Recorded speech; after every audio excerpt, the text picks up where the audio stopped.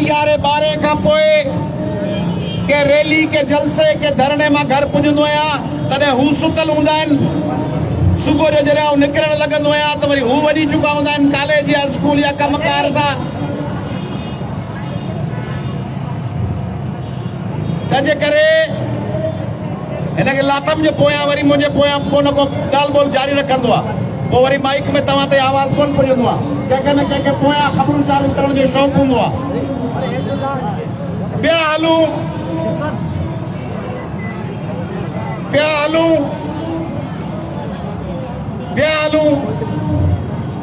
पोइ जॾहिं गाॾियुनि में हूंदा आहियूं तॾहिं गाॾियुनि में परे जा पंध जीअं राति बबरलू हुअसि। सुबुह जो उमरकोट अचिणो आहे 7-7 कलाक 8-8 कलाक ड्राइव। उन में अकेलो माण्हू केॾी महिल भरीअ में केॾी महिल भाकुर में। पोइ वेठा सोचींदा आहियूं ॻाल्हियूं। हींअर सोचम पे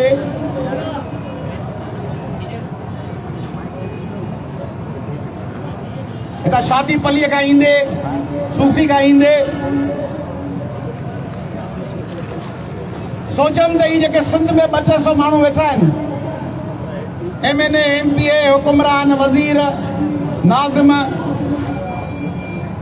को अहिड़ो जादू थिए को अल्लाह ताला को अहिड़ो कमाल ॾेखारे को मौजो थिए को भगवान को त्रिशूल उछलाए को चमत्कार थिए भगवान कृष्ण वारो को अल्लाह ताला हुकुम जारी करे को असांजे महबूब हज़रत मोहम्मद मुस्तफ़ा सल्लल्लाहु अलैहि वसल्लम जे हिदायत सां को कमाल थी वञे जो ये 200 माण्हू गुम थी वञनि ऐं 200 माण्हू के दुबई जा हुकुमरान के मलेशिया जा के इंग्लैंड जा के अमेरिका जा के तामिल के केरला जा के चीनी शंघाई बीजिंग यनान हुआन जा के रूसी के जर्मन उहे रुगो 5-10 सालनि लाइ DC commissioner assistant commissioner MNA MPA other ते हाणे 4-5 साल करे अचनि त मूं सोचियो त ही जेका सिंध आहे इन में जेके टुटल रोड बर्बाद रास्ता दवाउनि खां सवाइ अस्पतालूं इल्म का सवाइ स्कूल ऐं कॉलेज साफ़ पाणीअ खां सवाइ हवा कढंदड़ नलका मोल कुतनि सां भरियल पाणीअ जूं टंकियूं फसलनि जा किरियल अघ बिजलीअ जा टुटल थंभा ऐं लोड शेडिंगूं गैस जी load shedding public service commission में नौकरियुनि जा विकिरा टाउन कमेटियुनि जे बजट जी चोरी ये सब मामला हल थी वञनि हा ये सब मसला हल थी वञनि हा रुगो 2 साल को ईमानदार माण्हू को सचो माण्हू हिन टाउन कमेटी उमरकोट में अची वेही रहे को सचो DC कंदकोट में को SSP को जैकबाबाद घोटकी में SSP अची वेही रहे ऐं मथां वज़ीर जी चुर्च ऐं गड़बड़ न हुजे ते जेके धाड़ेल हलनि पिया कंदकोट जैकबाबाद घोटकी शिकारपुर सखर लाड़काणे जे रस्तनि ते उहे धाड़ेल 24 कलाकनि में गुम थी वञनि। पब्लिक सर्विस कमीशन जो सुठो चेयरमैन अची वञे ऐं 5-10 ईमानदार मेंबर अची वञनि त मेरिट अची वञे। ही नौकरियूं सिंध जो शागिर्द जेको महिनतूं करे करोड़े रुपयनि जूं फोटो कॉपियूं कराए वञी अप्लाई करे थो ऐं इंटरव्यू करे पोइ चवंदा तूं इंटरव्यू में फेल आई नौकरी फलाणे खे मिली वई। MD-केट जा पेपर आउट थी वञनि स्कॉलरशिपूं आहिनि ई कोन। ग़रीबनि जा ॿार महिनत करे यूनिवर्सिटियुनि में पढ़नि नौकरियूं विकामियूं वञनि। आबादगार महिनतूं करे कणकूं पोखीन फुटियूं पोखीन कमांद पोखीन ख़र्च ख़तम थियो वञनि।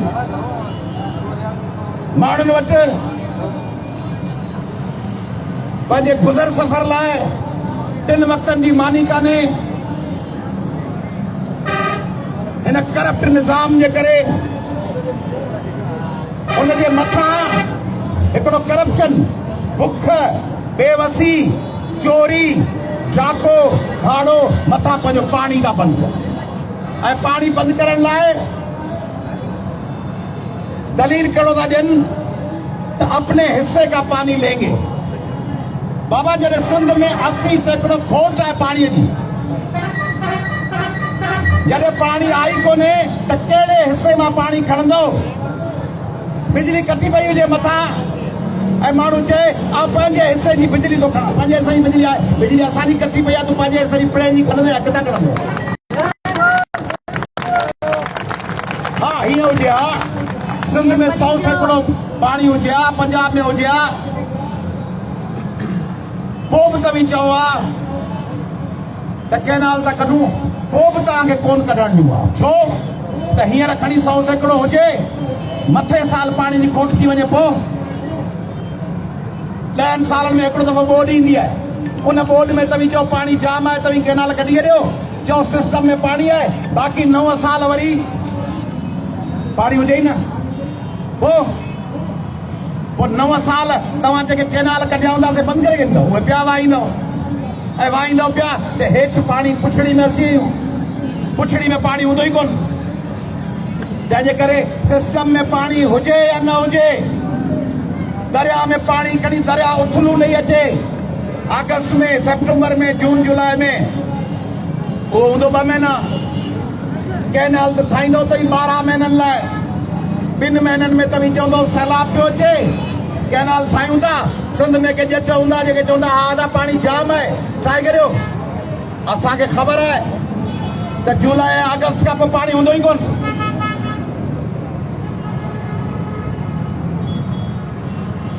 जुलाई अगस्त का पानी कोन हूंदो। पोइ तंहिंजे करे आउं ॻाल्हि कंदो आहियां, उहा जेका तव्हीं सम्झो, जेको बि चवे त हींअर न, पोइ जॾहिं पाणी हूंदो तॾहिं कैनाल न, पाणी हूंदो ई। पाकिस्तानी तारीख़ में पाणी हिकिड़ो 2 साल हूंदो आहे, 7-8 साल कोन हूंदो आहे। तंहिंजे करे no further cut on Indus. Sindhu दरिया ते को बि डैम, को बि कैनाल, को बि कट क़बूल न आहे। सिंधूअ ते धाड़ो, पाणीअ ते धाड़ो, कैनालनि जो धाड़ो, पाणीअ जी चोरी कहिड़े बि नाले सां कयो, कहिड़े बि महीने में कयो, कहिड़े बि टाइम ते कयो, नामंज़ूर। टी ॻाल्हि, उमरकोट में तव्हां दहशत जो माहौल पैदा कयो आहे। हिन ते एफआईआर कढींदासीं, हिन खे ॿधंदासीं, जेको आवाज़ बुलंद कंदो उनखे सबक सेखारींदासीं।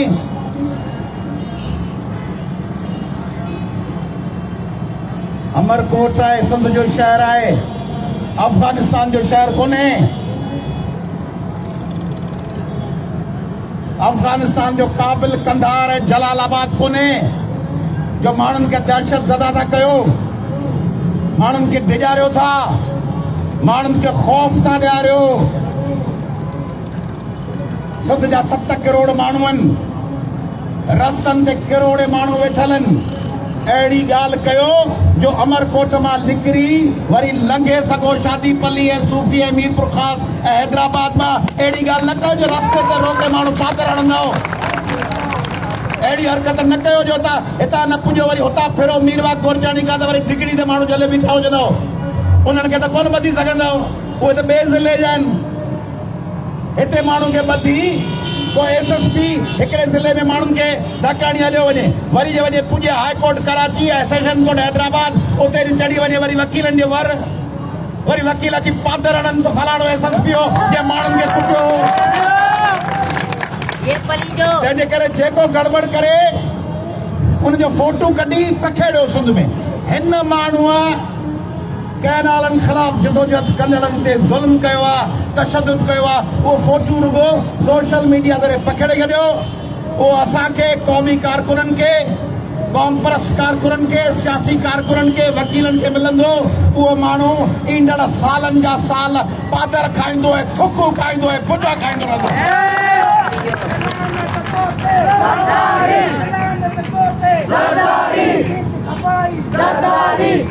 हाणे तव्हांखे अहम ॻाल्हि ॿुधायां, आउं जॾहिं हींअर सूफ़ी फ़क़ीर जे वेझो पहुतुसि त मूंखे इस्लामाबाद मां राणा सनाउल्ला साहब फोन कयो। हींअर मुनो कलाक अॻु में 051 वारो नंबर हो, कोड हो, मूं सम्झो का मीडिया आहे। 051 कोड आहे इस्लामाबाद जो। वो नंबर खयो, जो राणा सनाउल्ला साहब बात करेंगे, वफाकी वजीर दाखिला। अस्सलाम वालेकुम पलियो साहब। वालेकुम सलाम राणा साहब। मूंखे चई त वज़ीर आज़म शहबाज शरीफ़ तव्हां सां मिलण चाहे थो, कंहिं नालनि जे मसइले ते ॻाल्हि ॿोल करणु चाहे थो।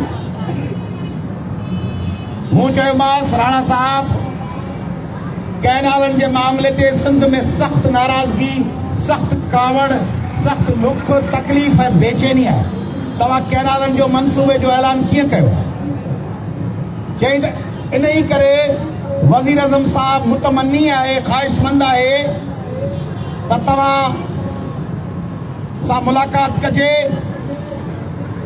ऐं ॻाल्हि ॿोल कजे।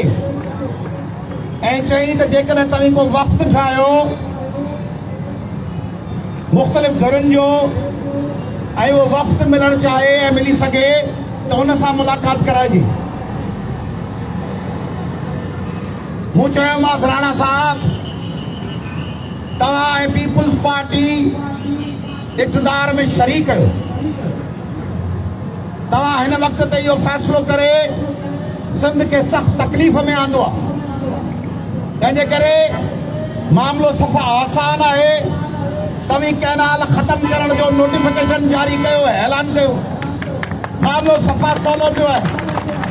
तव्हांखे ये सिंध जे माण्हुनि सां हमदर्दी आहे, जे पाकिस्तान जे फेडरेशन जो ख़्याल आहे, जे सिंधियुनि खे पंहिंजो भाउ था सम्झो, ऐं जे शहबाज शरीफ़ साहब मुल्क जो वज़ीर आज़म आहे सॼे मुल्क जो, त कैनालनि जो फ़ैसिलो वापसि वठो।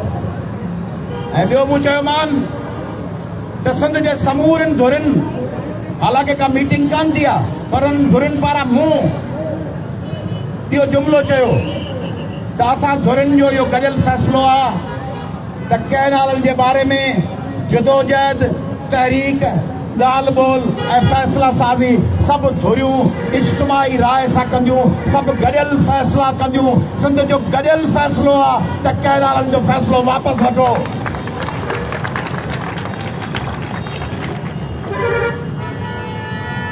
तव्हांखे हिननि वॾेरनि जी ख़बर आहे, जिन वॾेरनि वटि रहो था, त वॾेरे सां को सिपाही मिलण वञे त वॾेरो सिपाहीअ खे बि ड्राइंग रूम में विहारींदो आहे, तपेदार खे बि सिर ते खणंदो आहे, कोटरार खे बि अंबनि जा खोखा मोकिलींदो आहे। मुख़्तियारकार त वॾी ॻाल्हि आहे। ऐसे चौके त ख़र्चूं ॾिबियूं आहिनि, ख़ुशि कबो आहे। ऐं तव्हांजे हिन भाउ, तव्हांजे टेक ते, तव्हांजे कुलनि ते, तव्हांजे हथ ते, तव्हांजे साथ सां तव्हांजे हिन भाउ वज़ीर आज़म जे मुलाक़ात जी ख़्वाहिश ते चयो आहे त सिंध जो फ़ैसिलो गॾियल हूंदो। वज़ीर आज़म पाकिस्तान, अयाज़ लतीफ़ पलियो साहब तव्हां सां वज़ीर आज़म पाकिस्तान मिलणु चाहे थो, ऐं अयाज़ लतीफ़ पलियो चवे थो त सिंध कैनालनि जे बारे में नाराज़ आहे, फ़ैसिलो गॾियल हूंदो। कैनाल ख़तमु कयो, पोइ तव्हीं ॻाल्हियुनि ॿोलियुनि जूं कोशिशूं कजो।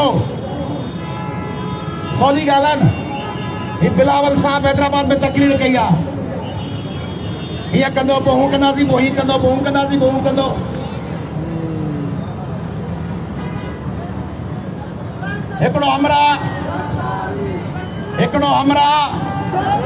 हिकिड़ो हमरा सुतो पियो रेलवे स्टेशन ते, नंढी उमिरि जो नौजवान हो। वो अफगानिस्तान को, तमिलनाडु अलाए किथां को, हबिश को, इथोपिया का आयल को 7 फुट हमरा जी भरसा सुतुस थोड़ी देर खां पोइ ॿार रखीस मथे ते बहरहाल सुबुह जो हमरा वे गोठण वटि दां खणी कि फलाणे मूंसां ज़्यादती कई आहे कि छा थियो जी स्टेशन ते सुतो पियो कि पोइ छा थियो कि हमरा हिकिड़ो 7 फुट जी गॾु सुतो कि पोइ तूं उथे कि न कि छो कि मूं चयो ॾिसूं छा थो करे पोइ थोरी देर खां पोइ टंग वराए रखी कि पोइ तो रण कई चई न मूं चयो ॾिसूं छा थो करे पोइ वरी सिरी खणी काच में हथ में ॾेई थी पोइ तो रामबाड़ कयो हूंदो चई मूं चयो ॾिसूं छा थो करे पोइ वरी दास्तान कि पोइ चई कारो थी वियो कि पोइ हाणे तव्हां ॾाहे विया कि लखनि लत हुजनि जेॾी महिल वारदात में कई ओॾी महिल तो चयो ॾिसूं छा थो थिए रोज़ चवनि था ॾिसूं छा थो थिए असां लेटर जारी कयो आहे ॾिसूं छा थो थिए असां इरसा जी मीटिंग था घुरायूं ॾिसूं छा थो थिए असां CCI में वञूं पिया ॾिसूं छा थो थिए असां लेटर लिखियो आहे ॾिसूं छा थो थिए असां बजट इजलास खां अॻु में उन्हनि खे वार्निंग ॾिनी आहे ॾिसूं छा थो थिए असां वज़ीर आज़म सां ॻाल्हाईंदासीं ॾिसूं छा थो थिए अब तेसीं ॻोठ वञी बंगले खे लॻंदो विच में ख़राब लफ़्ज़नि गुथा कोन थो चवां जेसीं तव्हीं चओ था ॾिसूं छा थो थिए तेसीं कम लही वेंदा हिमत अथव त ऐलान कयो बाबा वफ़ाक़ी हुकूमत खां अलॻि था थियूं वफ़ाक़ी हुकूमत खां धार था थियूं अलॻि था थियूं ऐलान करे छॾियो सवली ॻाल्हि पई आहे नथा करो त माना तव्हीं हुन में शरीक कयो आसिफ ज़रदारी पाण 8 जुलाई 2024 ते कैनालनि जी मंज़ूरी ॾिनी हुई तोखे कहिड़ो लाचार हो तो कैनालनि जी मंज़ूरी ॾिनी छो ॾिनी तोखे कंहिं पचको मेड़ कयो तोखे कंहिं चयो तोखे को सिंधियुनि चयो तोखे को पंजाबियुनि चयो को वफ़ा तूं पाण छो वे अॻे आदमशुमारी लाइ ख़त लिखी ग़लति आदमशुमारी छो कराई कंहिं तोखे इख़्तियार ॾिनो तंहिंजे करे हू चवंदा आहिनि उहो बि ख़राबु लफ़्ज़ आहे त फलाणी चोरनि सां मिलियल आहे कंहिंजे लाइ चवंदा आहिनि अलाए केरु चोरनि सां मिलियल आहे केरु चवंदा आहिनि हिकिड़ो जानवर आहे चवंदा आहिनि चोरनि सां मिलियल आहे कहिड़ो जानवर केरु ज़ोर सां केरु वो चाचो ॿुधाए पियो चाचा केरु मिलियल आहे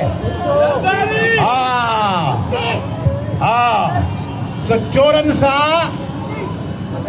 चौकीदार रुगो मिलियल कोन्हे सिंध वारा हुकुमरान रुगो मिलियल कोन्हनि उहे चई आया आहिनि त घर धणी हिन टाइम ते सुम्हंदा हिन कबट में ज़ेवर रखियल अथव हिन कमरे वारे पासे नानो सुम्हंदो आहे उहो घोड़ो आहे हितां अची कड़ो लाहिजो हितां ई पेर में ॾेई अचिजो पोइ हितां फिरी हितां सोन खणी पोइ भित बि भॼी वञे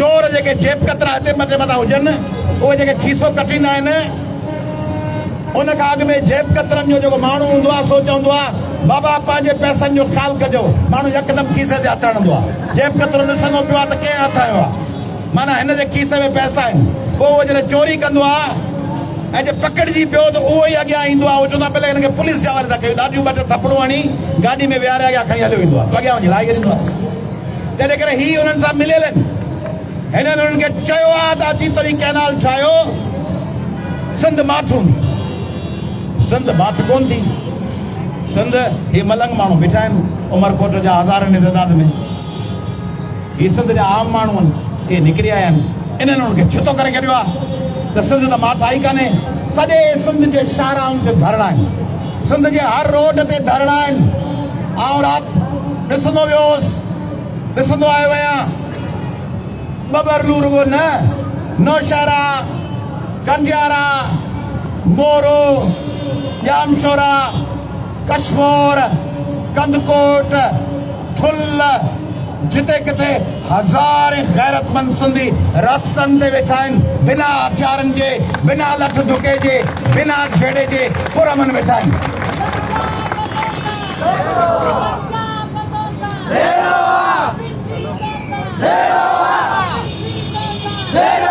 कुछ साल अॻु तव्हांखे यादि हूंदो त पंजाब में हिकिड़ो टैंकर हूंदो थी वियो पेट्रोल जो।